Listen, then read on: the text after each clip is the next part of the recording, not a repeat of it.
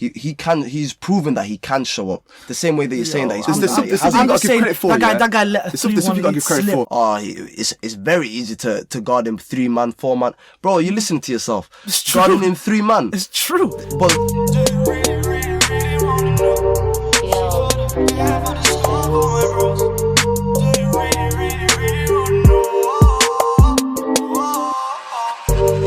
do you really, really, really want to know? No, I don't. I disagree with that. You disagree with that? So you think they're going to make it into the playoffs? Yeah. Then? How about you? No, I agree with that statement. I 100% agree with that statement. I do not think, based on with that squad, that they'll make the playoffs. I read out yesterday. I was sat with one of my boys. I read out the squad. He only recognized, and this guy's not really purist. He's not really a basketball guy. I knew most of them. Even there was some players in there I was like, I've never heard of this guy before. But other than the 4 guys, he knew no one else on that roster. That roster is so poor. That roster is so poor that even if Klay Thompson comes back come March time, I think they'll be too far behind to even catch up. And just to quickly touch on the fact that people keep forgetting, and I'm so strong on this. Steph Curry is an all-time great because of the system that he's in. I generally don't believe that he can do it on his own, because once you are stuck on him like glue and you switch on him and you can afford to let other guys open, it's game over for him. What do you mean it's game over? Like still can't create. No. Listen to this, yeah. Okay, because that's what I'm trying to understand. Yeah. And listen to this, yeah. Okay. Now, before you could never switch on anyone against the Golden State Warriors, because if you switch or you both try and double team him, then you're leaving someone open. Yeah. You're always leaving someone open. What is Kevin Durant, Klay Thompson, Draymond Green, like someone that could play the ball. Now the only person that they've got on the court is D'Angelo Russell, and no one else on that court is worth guarding to a T like Steph Curry is. So instead of not switching and getting confused by all the movement, all you have to do really is watch Steph. That is it. Watch him switch, double team him instantly, let him kick out the ball. The only person that's going to hurt you is D'Angelo Russell. No one else is hurting you. Yeah, there's no one that's hurting you. It's funny you mentioned that, because everyone's talking about at the beginning of the year, well, they've lost Kevin Durant, Klay Thompson's out, where they're going to go find scoring from. They dropped like 120 odd points in their first game. Yeah. They let through 140 odd points. Like they, their backcourt is so bad defensively as well. For me, it's nothing. I think offensively with Steph Curry, you can always make top 10. But there's 2 sides of the defense ball, man. Side. That's what I'm saying. The defensive side, they're going to be absolutely atrocious. They're going to be terrible this year defensively. But you think they're going to make the playoffs? But the reason why I still think they're going to make the playoffs is that they have got arguably the best offensive player in the league. Like not the best, because Giannis is still better than him. I feel like Kawhi is still better than him. No. I feel like Steph Curry is a better offensive player than Kawhi Leonard. Absolutely. 100%. Kawhi Leonard, there's no. I mentioned this yesterday as well when I was talking to him. I said, name me one flaw in Kawhi Leonard's game, and I will. He doesn't pass. He's not a good passer. And then what in his first 2 games, is that not? No. I've always said that about Kawhi. Yeah, that's one thing that he needs to work on. Right now he has. He's a better basketball player than Steph, but I think Steph Curry, in terms of offense, he has been facilitating the ball. I don't care what anyone says. In the regular season, that's easy, but when it gets tough in the playoffs, he never used to do it. He's not really a great passer. He didn't do it in the regular season either. In the prior, but now he is, only because. But let's calm down. It's the first 2. I know, but this is Kawhi. It's like the same way you're saying calm down with the Mavericks. You got to say with Kawhi, we've never seen Kawhi for a full season in the regular season or in the playoffs be a great playmaker. That's just a fact. But he can, just purely because of the fact that he's going to get guarded a lot heavier. But there's no evidence to say that he's done that before. Yeah, not before. Whereas with Steph, there's evidence to say that he's done that with a better team. Much better team. He's done that with a better team. I agree with that. But he's done that as the best player on a championship team. Is that not? He's never been the best player on a championship team. Okay, he's never been the best player on a championship team. Well, he's not been rated in the playoffs. In the playoffs, in the finals, he's never been the best player on the court. So when they won the ring, who was the best player on the team? The first one. When LeBron James nearly hit them with a 40-point triple-double. So who was the best player on the team, though? On their team. The only reason why they were hanging around, people were saying it was Klay Thompson and Draymond Green that did a lot of load carrying. Okay, but we're skirting around it. But who was the best player on the team? Because that finals was in the finals, he was not the best player on that team. So who was the best player on the team? There was a lot of players that was mentioned before him. He had poor playoffs, if anything. Bro, he should have won the Finals MVP for the Warriors. Wait. We're getting off topic very quick.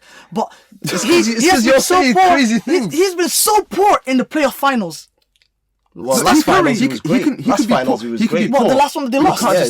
He was great. Individually, he was great. But was he the best on the court? But the same way you're saying when he won that he wasn't the best. You gotta give it him when he lost that he was the best player on the court. Same way when not on the court he wasn't. for the Warriors. For the Warriors. Same way LeBron was the best player on the court and he lost. Yeah, no, but he wasn't the best when they lost last year. Kawhi Leonard was still better than him. I agree with that, but on the Warriors, who was the best last year? Kevin Durant was injured. Kevin Durant was injured. But that should give you a better argument for Steph Curry. KD was injured and he was still amazing without KD. The same way you're talking about Steph right now. The same way you're talking about Steph right now has got no one. He didn't have KD and Klay Thompson was injured and he's still dropping 50 points in the finals. When it's a foregone. When Curry I'm saying no. All I'm saying is that when the pressure gets hot, Steph Curry is easily shrinkable, very easily shrinkable. Well, he's proven a lot.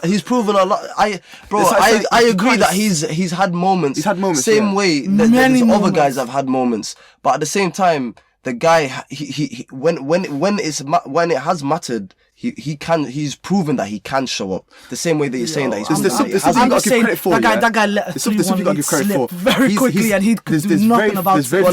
Calling Kevin Durant. I agree with that. But at the same time, you cannot argue that he was not the best player on a championship team. Number one, you cannot argue that. But he didn't have the best performances. It doesn't matter. He was the best player on the team. Listen, on that Warriors team, Iguodala was not better than him. He won the MVP. He wasn't better than him. Klay Thompson wasn't better than him. Klay Thompson was horrible. The best ones will show in the playoffs. Draymond Green was okay, but Steph Curry was the best player on that team. 100%. The best people will show in the playoffs on the biggest stage, and he shrinks. Can I say something? Can I say something? Give the guy credit for. Okay, did he shrink versus the Houston Rockets? But his team was so unbelievably stacked. All right. Did he shrink against the Rockets? Did he shrink against the Rockets? Maybe not. This is what I mean. Yeah, but I'm saying. The thing about Steph, everybody remembers all the time. I agree with Balak. But this is what I mean. You need to understand that there are times where he has absolutely shown up against OKC, against the Rockets. Last year against the Clippers without KD and Klay. You're forgetting about Klay Thompson because the only reason why they got out of that series was because of Klay Thompson against OKC and against Houston Rockets. No, it was Klay, but people forget what Steph was doing in that series as well. He was amazing in that series. He was. So let's not just brush all over what he did. But that's what people love to do about Steph. Listen, and that's what I don't like. That's what I don't like. All I'm saying is, I'll back people to what love to hate on that guy. There's no hate. He's one of the best. Period. I started off like that. He's all-time great, but I've heard a lot in the finals against LeBron, I've seen this guy shrink so quickly. Because that's LeBron. A lot of those numbers, but not just LeBron. Listen, that team will never translate into how good he could have been if it was any different. That team was so ridiculously stacked. It was so good, and that guy has had so much help throughout all the playoffs that they've been in, throughout all of them. That there's no way anyone. People say they were stacked, and I agree with that. But they were stacked when they were more stacked when they had KD. But they were still stacked without him. But the reason why they were a great team was Steph Curry was the main reason why, because he's he's a generational talent, and you put him on any team, he makes every single one around him extremely better. Extremely better. 100%. And people don't want to talk about that. They just want to talk about how it's very easy to guard him 3-man, 4-man. Bro, you listen to yourself. Guarding him 3-man. It's true. But think about that in basketball terms. That you need to put 3 man on a guard. Because of his range. But that's only because of his range. But the moment that you take that range away from him, it's going to be hard for him to beat. Then all your other players are going to be wide open. Yeah, but that's what I said. That team is so poor. That team is so poor that you're okay to leave them over. Let's go back to let's link it back into the topic here, and whether he's going to make the playoffs. So as you can probably understand by the gist of what I was getting to, Steph Curry in terms of talent, for me, he's one of the most valuable players offensively in the league. So in terms of the guys that you're on about around him, I agree. They're not great players, but in the end of the day, they're going to be wide open a lot of the time with him. And D'Angelo Russell gets a lot of disrespect as well. He's not amazing, but he's for me, he was a borderline all-star last year, and he's a guy that can be valuable on and off the ball as well. So I feel like, just for me, I've got a lot of respect for Steph Curry and Draymond Green in terms of defensively and what he can do playmaking.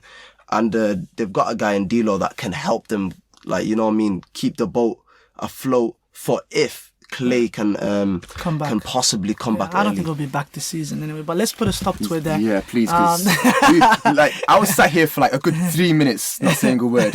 So let me wrap this up, because these guys have said it lovely. Thank you for watching this video. We'll be dropping links about who you think is disagreeing or agreeing with us. But guys, please like, share, subscribe. Please share it with your friends. There's going to be links in the and down below. So please, share us and all that. But yeah, peace. Peace.